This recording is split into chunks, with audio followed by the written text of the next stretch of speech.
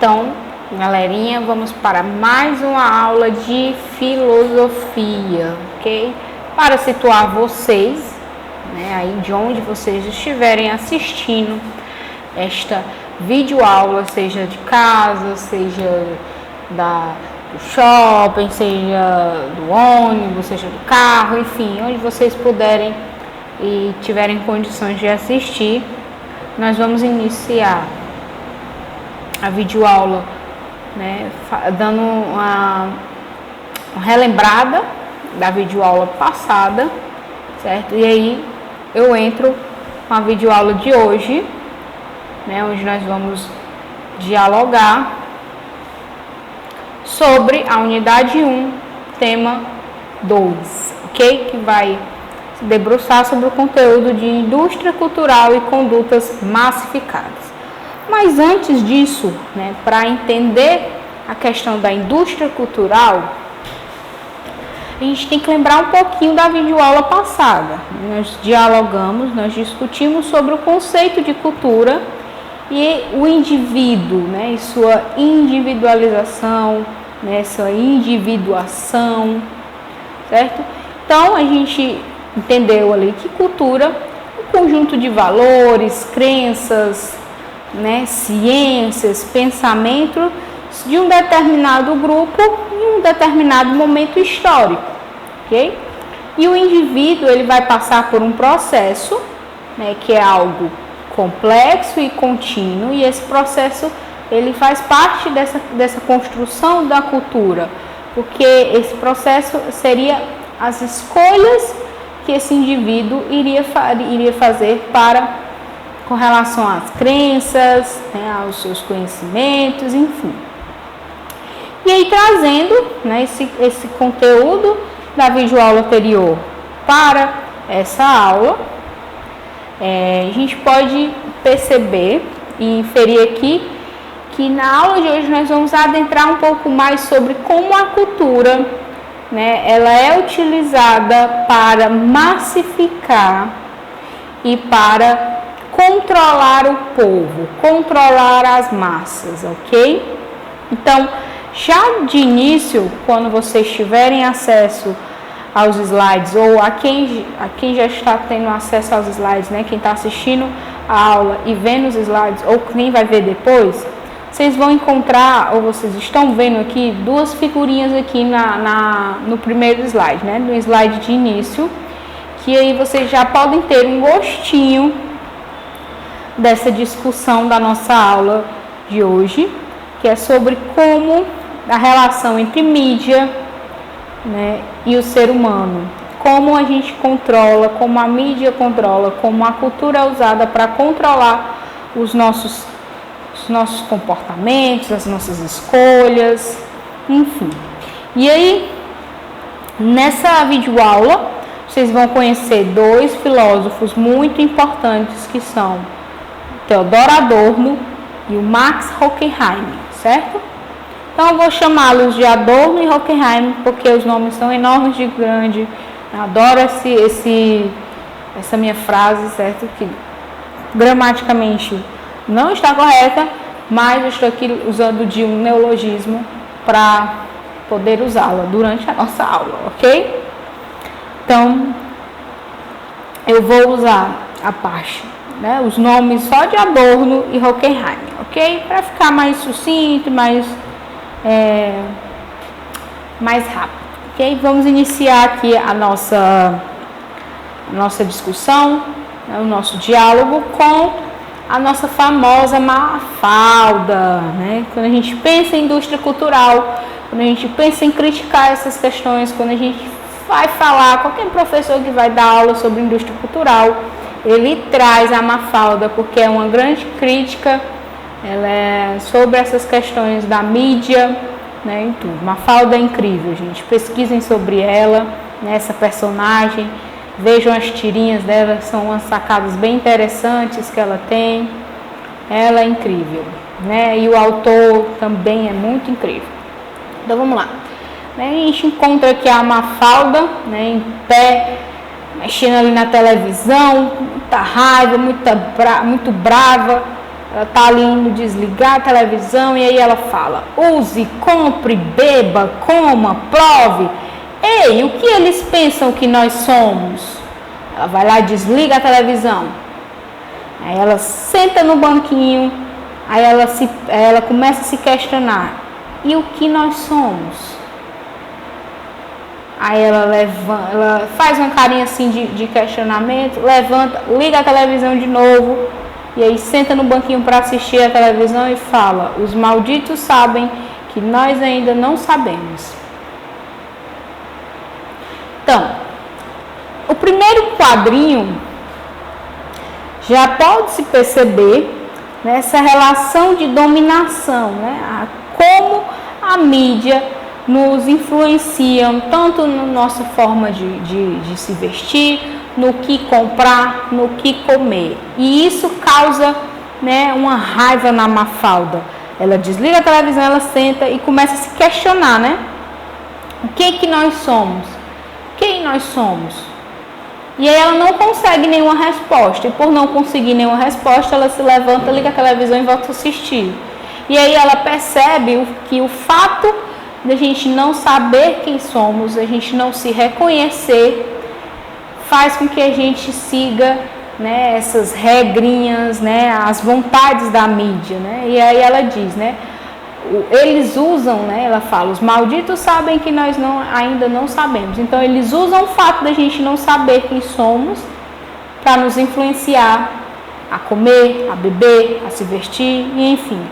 E é a partir dessa charge que nós vamos iniciar o nosso indústria sobre a indústria cultural, ou seja, tudo que perpassa, tudo isso, todos esses questionamentos que a Mafalda fala sobre comprar, beber, né, em todas essas imposições que a mídia, todas as redes sociais, né, hoje em dia, atualmente as redes sociais, elas estão bem fortes, né, quando a gente fala sobre imposições do que vestir, do que comprar, do que comer, do que beber, de como se comportar. Então, os padrões estão relacionados à mídia e às redes sociais. Então, vamos lá.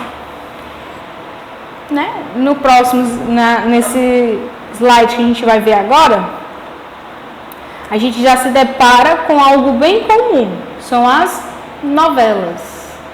E aí? Você está do outro lado da telinha, gosta de assistir novela? Eu gosto, não vou mentir. Amo as novelas. Mas será que as novelas fazem parte da nossa indústria cultural? Do que a gente compreende sobre indústria, do que os filósofos compreendiam sobre indústria cultural? Posso dizer que sim, certo? As novelas são um exemplo de produto da indústria cultural, pois são programas que apresentam esquemas simplificados da vida, ou seja, a novela ela vai simplificar a vida. Todos os problemas, né, esses que são bem grandiosos, a novela vem para simplificar tudo e mostrar que tudo é muito fácil de se resolver. E aí são programas que não são feitos por aqueles que os consomem, ou seja, eu que assisto, adoro assistir a novela das 9, das 6, das 7, eu não vou fazer a novela, eu vou apenas consumir, né? E aí, eles recebem passivamente uma mercadoria produzida por alguém que tem como objetivo principal o lucro.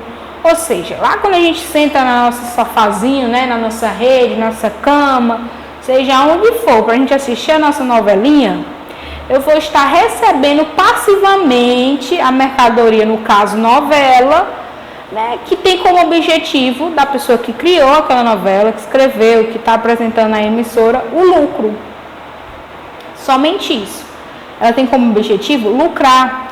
E aí é algo que quase não é perceptível.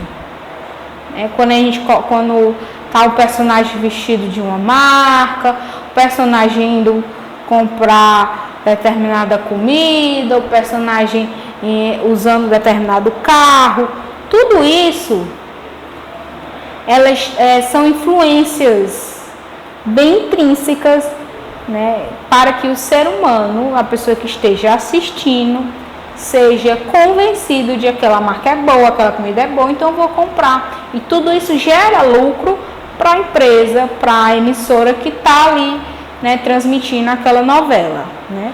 Então a gente vê que lá embaixo, na imagenzinha que eu coloco, né, quem tiver acesso, quem não tiver acesso, eu vou aqui descrever a imagem, né? É uma televisão passando assim uma cena linda, maravilhosa de um casal apaixonado, enfim. Só que a realidade é totalmente diferente, né?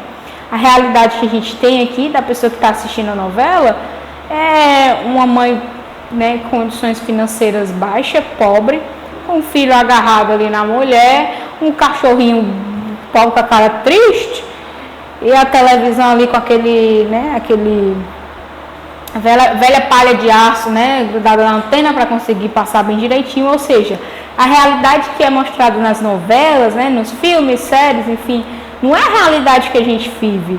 Por isso que ele fala que são esquemas simplificados da vida.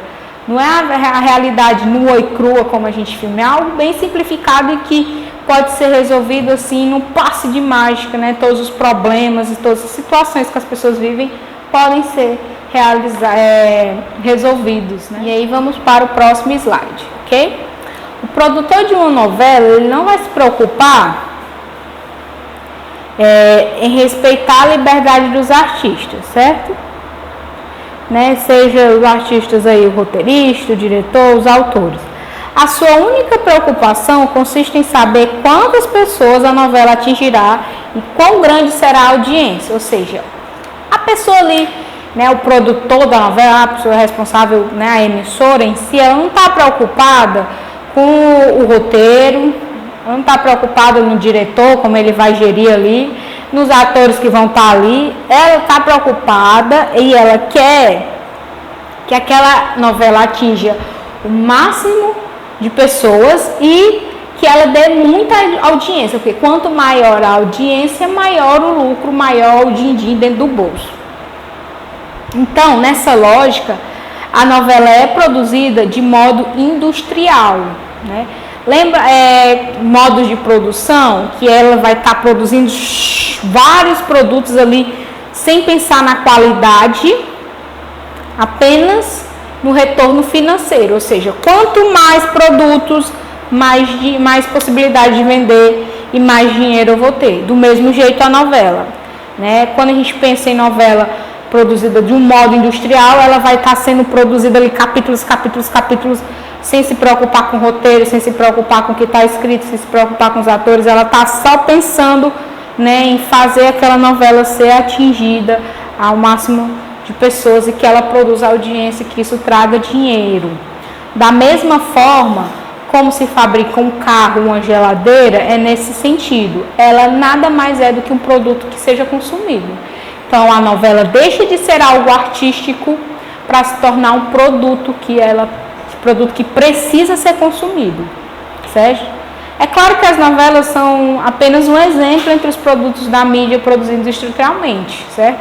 Então, a gente pode pensar que produtos produzidos pela mídia, que são, né, que tem esse exemplo de se produzir assim massificamente, né, de um modo geral, a gente pode tirar a música, é outro exemplo, né? A gente pensar de uma música na forma que, às vezes, muitos cantores, eles começam a produzir várias músicas e que não tem nenhum sentido, às vezes, eles estão ali produzindo apenas para ganhar, né, dinheiro. Não é questão artística, não é pensando na arte.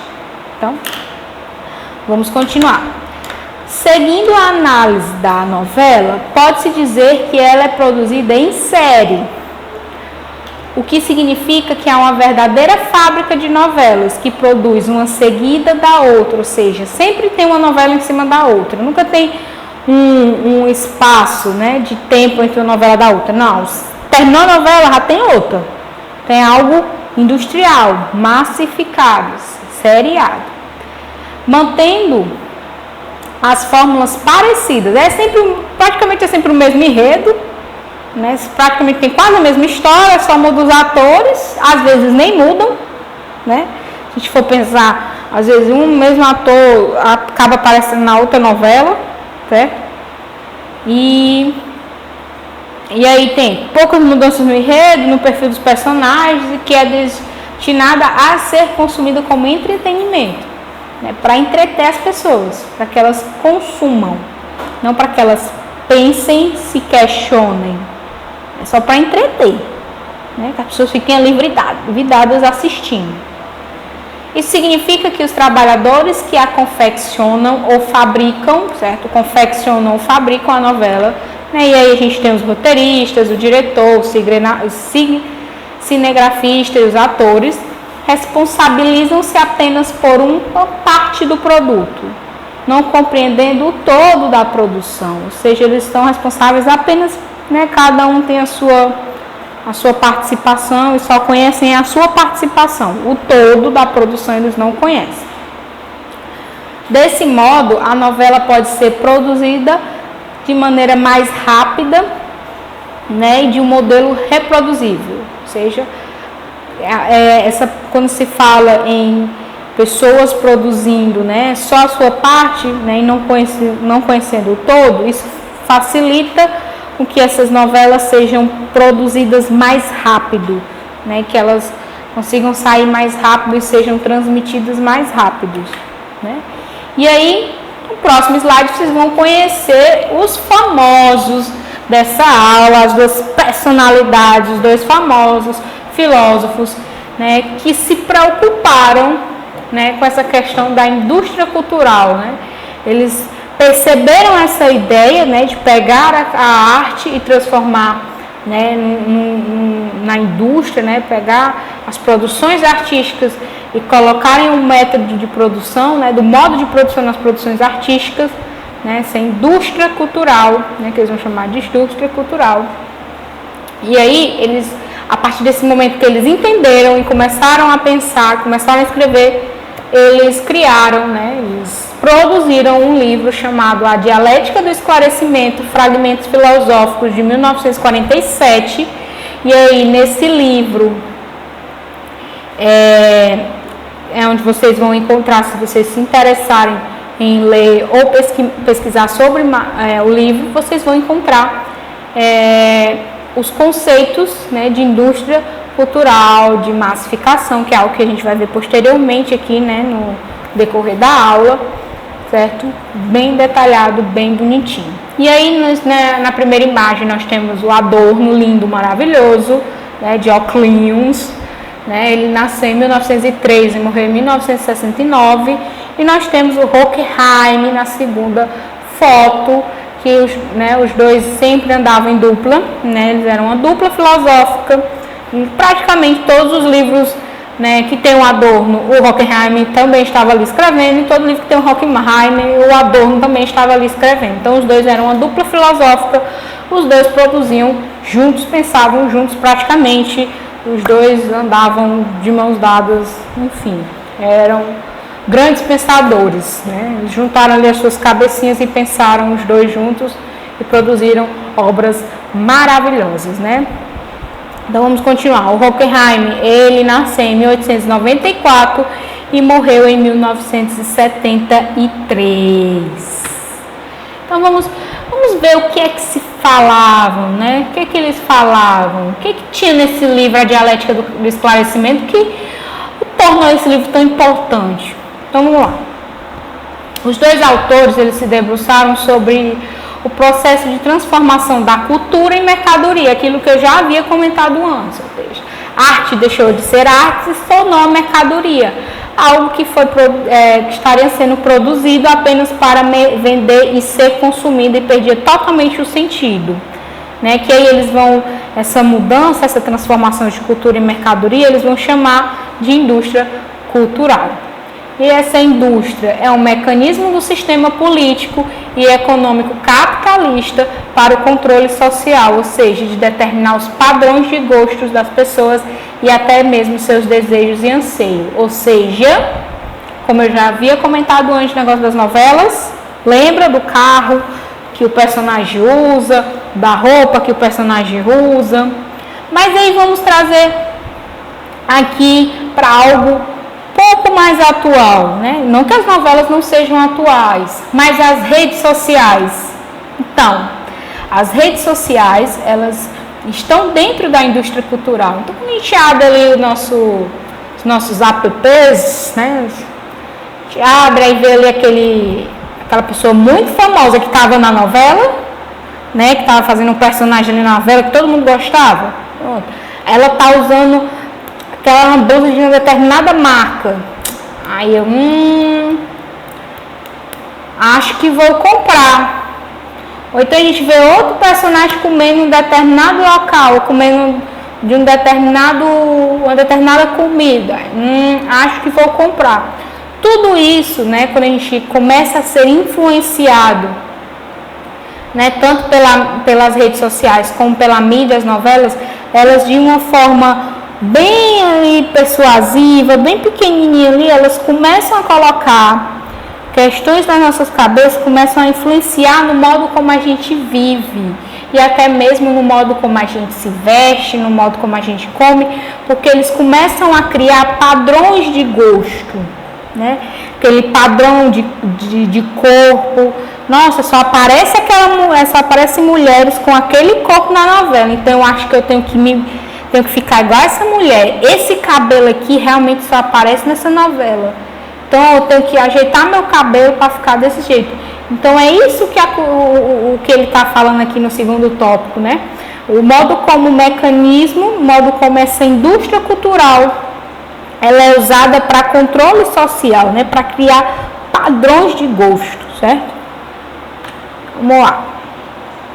Quando a cultura se transforma em indústria, é produzida em série, certo? Essa cultura vai ser produzida em série como qualquer outra coisa.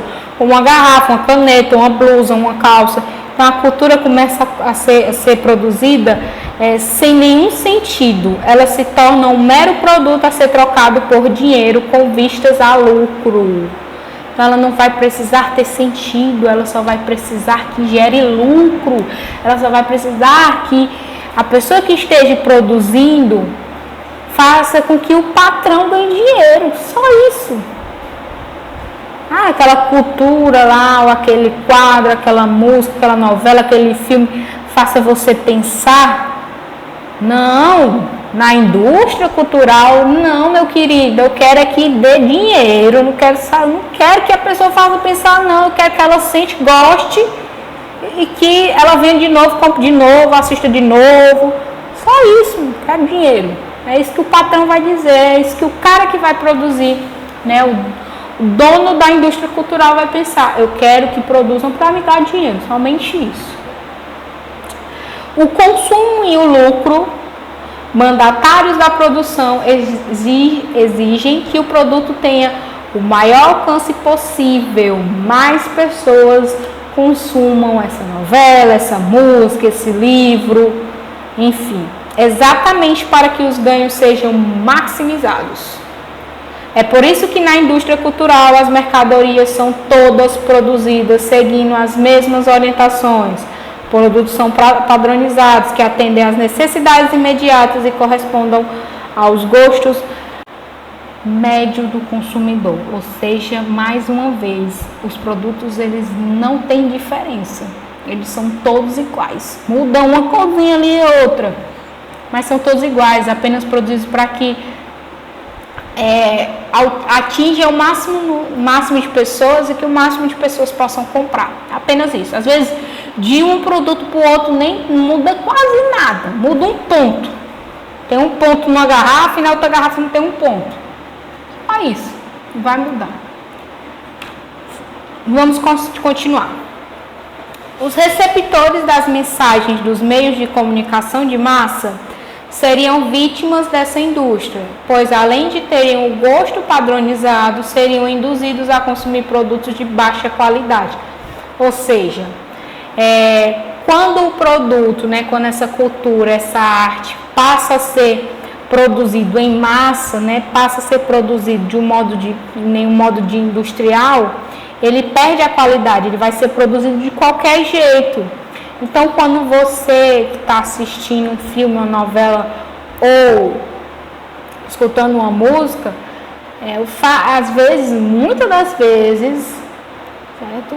essa música, essa novela, esse filme, ele vai ser de baixa qualidade, porque ele foi produzido ali apenas para gerar lucro. Ele não foi produzido para que você pense, ou que você goste, ou que tenha uma letra interessante, né?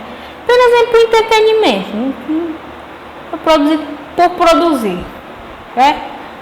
E aí vamos continuar. A indústria cultural determina o comportamento da cultura de massa, impondo às pessoas formas de consumo sem que elas percebam.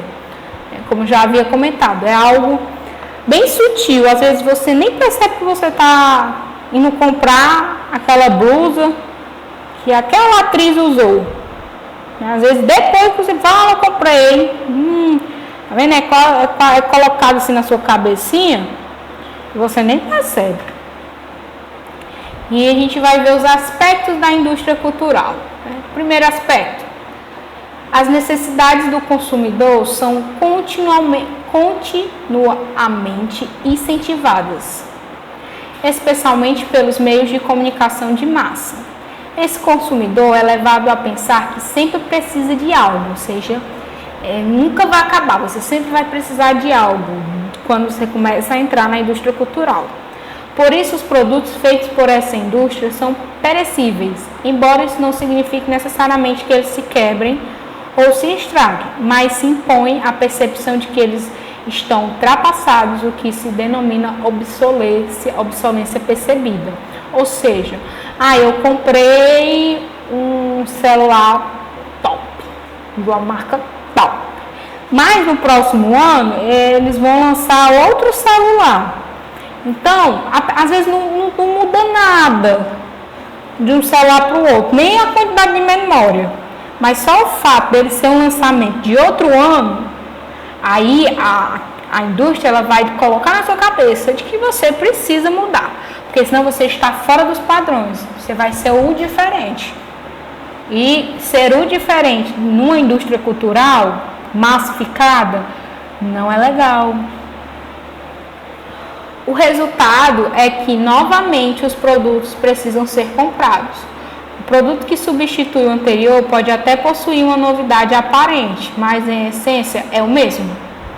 Um exemplo na atualidade são os aparelhos celulares, que atraem as atenções em função de um novo aplicativo, um novo visual, uma nova função, mas não muda nada.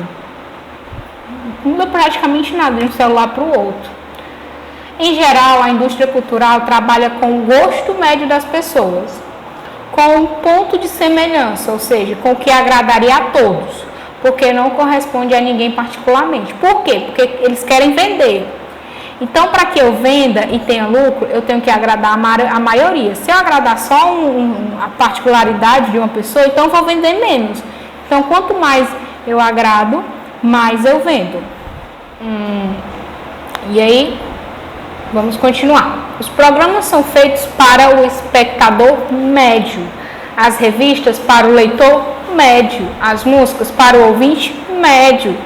O gosto médio consiste em suprir as características particulares de determinada obra ou do artista que a cria, oferecendo ao final um produto de amplo alcance e de fácil digestão. Ou seja, lembra do que eu falei no início da aula? De produtos que não façam refletir, que não façam pensar, que não façam colocar aquilo de cabeça para funcionar assim. Não, é fácil digestão, vou ali sentar, assistir, pronto, né? Não vai ter nenhuma cena assim que eu fique, meu Deus, essa é a realidade. Eu vivo isso, as pessoas vivem isso. Não, vão ter cenas apenas pessoas ali vivendo, felizes, né? Como se a realidade, a vida fosse aquilo, e não. Que todos possam consumir sem se forçar para compreender. Essa é a ideia do Horkheimer e do Adorno. Assim, a produção na indústria cultural passa por um processo de estudo, criação, incentivo de tendências e de práticas comportamentais, as chamadas modas. Então, sabe a moda né? Teve uma época que existia uma moda da calça colorida, né? Todo mundo queria usar uma calça colorida. As modas, elas sempre vão mudando. mas as modas foram criadas para padronizar e para aumentar o consumo de determinado produto e esse produto ser mais consumido e aumentar o lucro. A moda de assistir aquela série. Vai todo mundo assistir aquela série, vai todo mundo contratar aquele stream, né, ou aquelas plataformas de assistir séries. Isso, quanto atingir maior gente, maior o lucro. Moda. Então vamos continuar.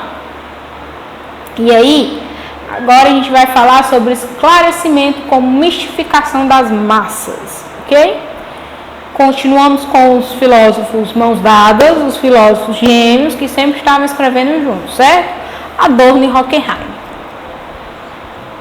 Os filósofos procuraram desvendar o funcionamento da indústria cultural apontando algumas de suas falhas e consequências negativas. Então, eles escreveram sobre a indústria cultural para criticar mesmo, para mostrar que não era algo interessante, que não era algo legal, certo? A padronização e a alienação dos indivíduos, a limitação da imaginação e da espontaneidade, a inibição da atividade intelectual e a perda da individualidade são as falhas e consequências negativas da indústria cultural. Então, tudo isso que a gente já vem discutindo são pontos extremamente negativos.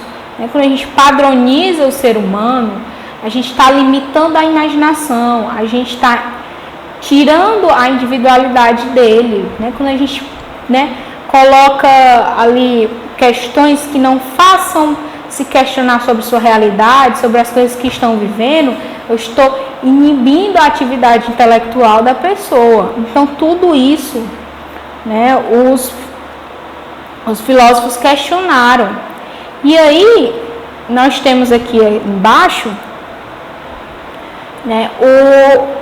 uma charge muito interessante do Cabral, que é o ser humano, e ele está vestido de cavalo, aquela alcinha do cavalo ali para comandar, a comanda do cavalo, e a televisão está em cima do homem, guiando o homem. Ou seja, a televisão ali, ele está ditando as regras, os padrões de como eles devem se comportar, como eles devem viver, como esse homem deve se vestir, comer e se alimentar. Então vamos para os próximos slides. A padronização da indústria abarca os indivíduos que se integram a esse contexto na forma de consumidores, sendo eles também padronizados. Na medida em que não há mais particularidades, ou seja, quanto mais eu padronizo, mais eu estou tirando a particularidade do ser humano, a individualidade. Todos têm os mesmos desejos, todos têm as mesmas vontades, os mesmos quereres, os mesmos anseios, os mesmos sonhos, certo? Porque são os sonhos e os quereres que são mostrados ali na mídia. Então, se aquele homem, aquele personagem ganhou na loteria, então quer ganhar na loteria. Se aquele personagem, ganhou a vida abrindo um restaurante, então eu nem sei cozinhar, não entendo nada de administração, nada, mas eu vou abrir um restaurante porque esse é o meu querer, e às vezes nem é o seu querer. Às vezes nem é o que eu quero para a vida, mas aquele personagem, algo que a novela fez, ou a música, ou o livro, enfim, a revista, te mostrou uma realidade tão bonita, que aquele personagem nem teve nenhum problema, do dia para a noite, abriu um restaurante, já estava rico.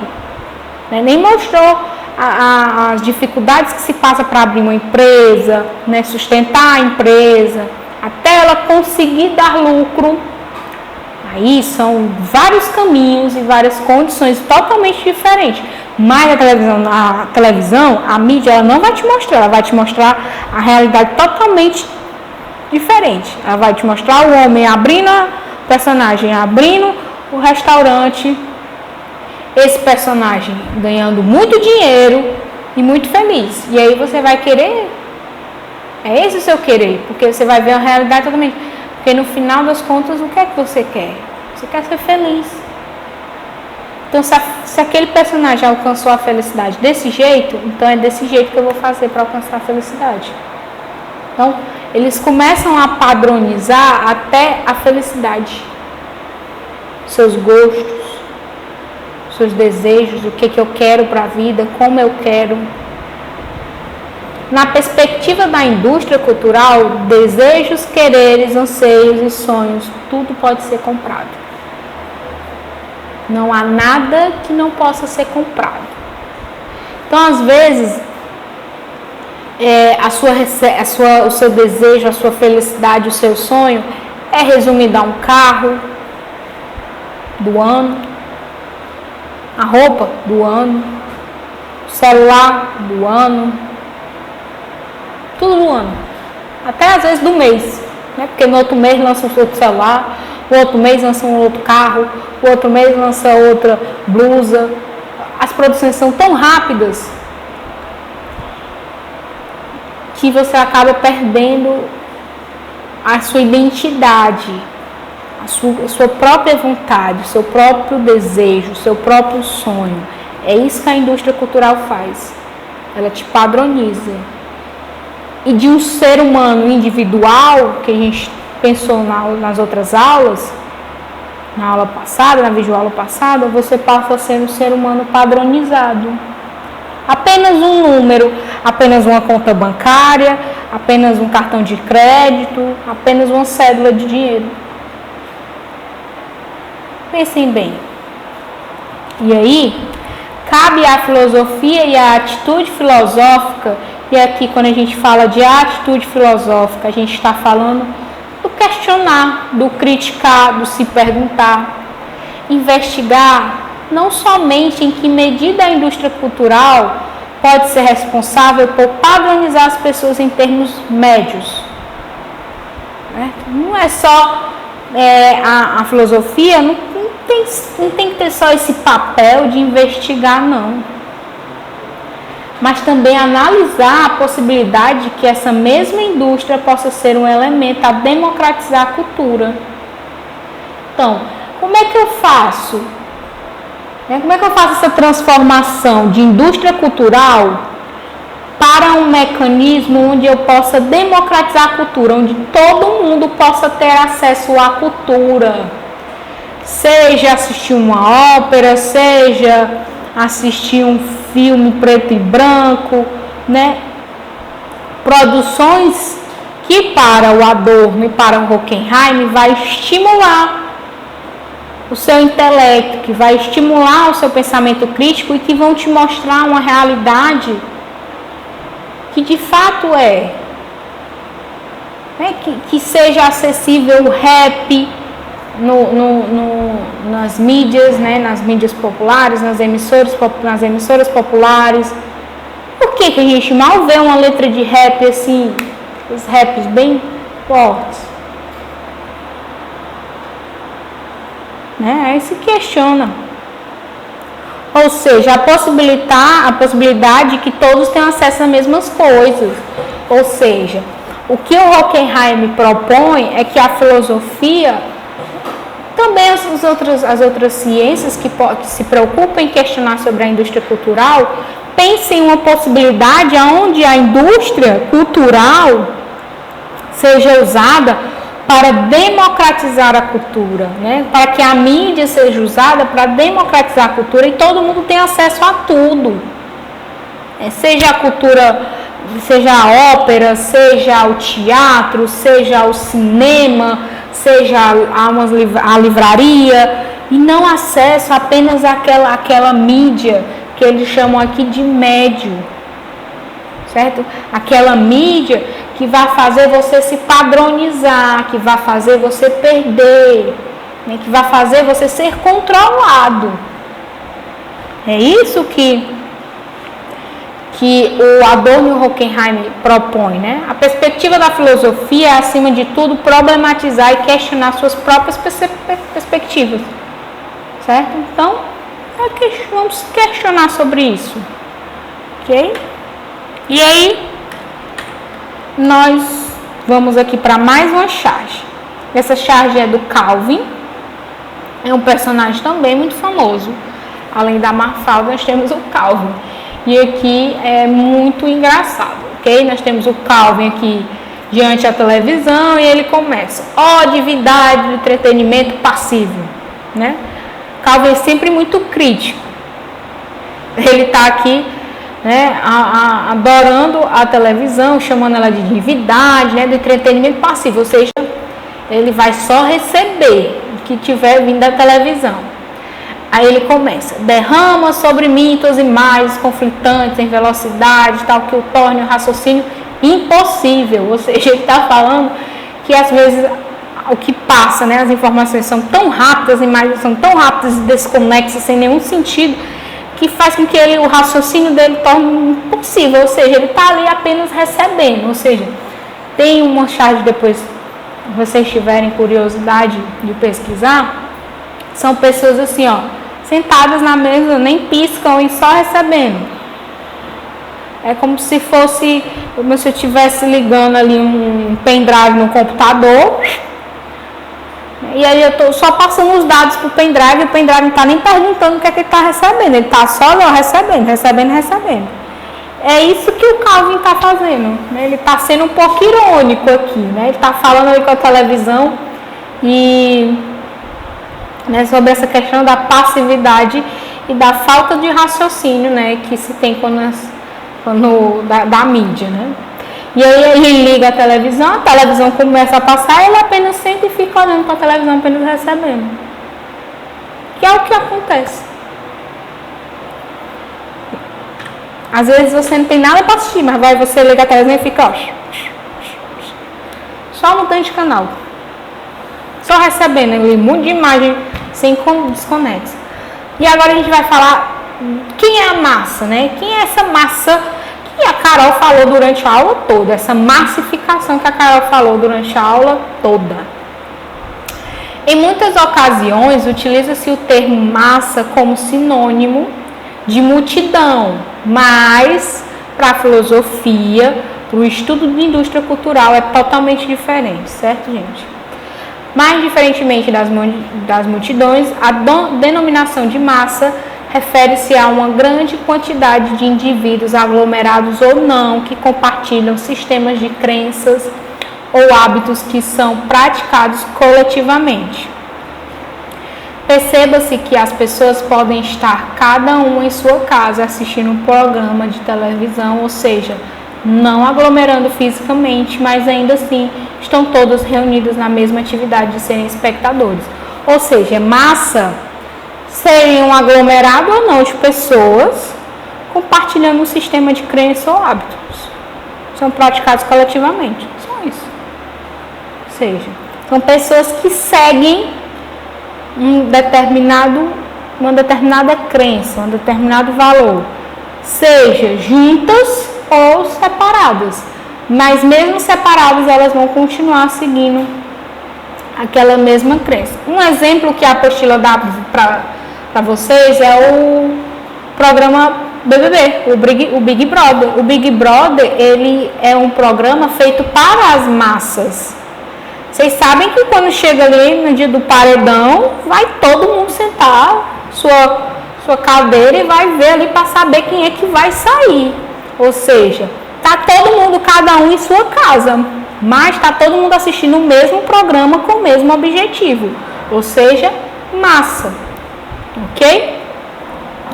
A cultura de massa tem por principal atrativo a fácil identificação, o que quer dizer que ideias, histórias e anseios são apresentados e oferecidos ao sujeito e ele se sente identificado.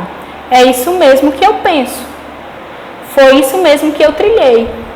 É isso mesmo que eu quero. O sujeito sente-se pertencente ao grupo na medida em que reconhece que os outros possuem os mesmos interesses.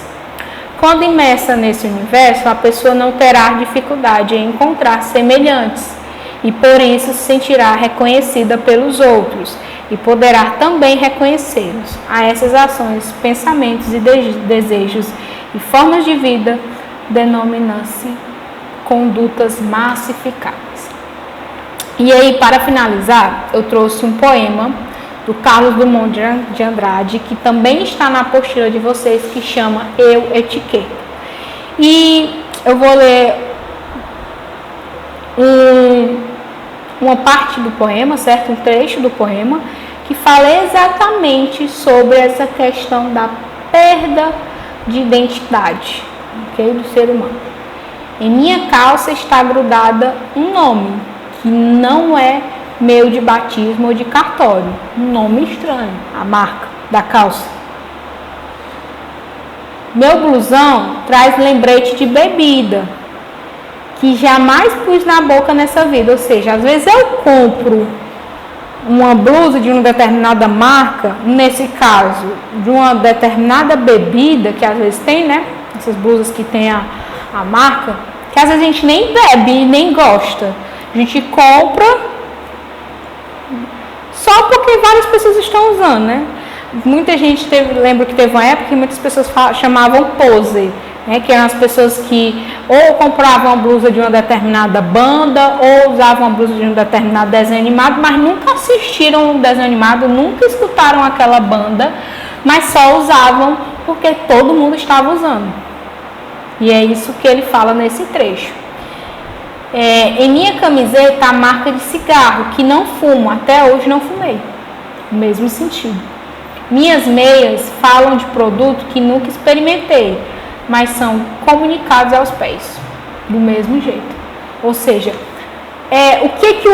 quando vocês forem ler a apostila de vocês, o material de vocês, vocês vão ver exatamente que é esse o sentido do Drummond no poema. É mostrar que às vezes você consome algo ou você compra algo que na verdade você nem vê sentido. Que quando você se para pensar, às vezes você nem está consumindo o que de fato você gosta. Né? É isso que ele traz. Né? E aí esse poema ele vai resumir de fato todas as discussões que a gente teve aqui durante a aula, ok? Não é um tema muito complicado, vocês viram, é um tema bem fácil, porque é algo do nosso cotidiano, é algo que a gente vive, certo? Então, mais uma vez, para salientar todos e reforçar, né, leiam a apostila, leiam o material, pesquisem, vejam vídeos, ok? Leiam os slides bem direitinho, que eu separei trechos da apostila, né, que são importantes e tudo bem direitinho. Assistam a videoaula quantas vezes vocês quiserem, se preparem e vai dar tudo certo no final. Até a próxima, galera!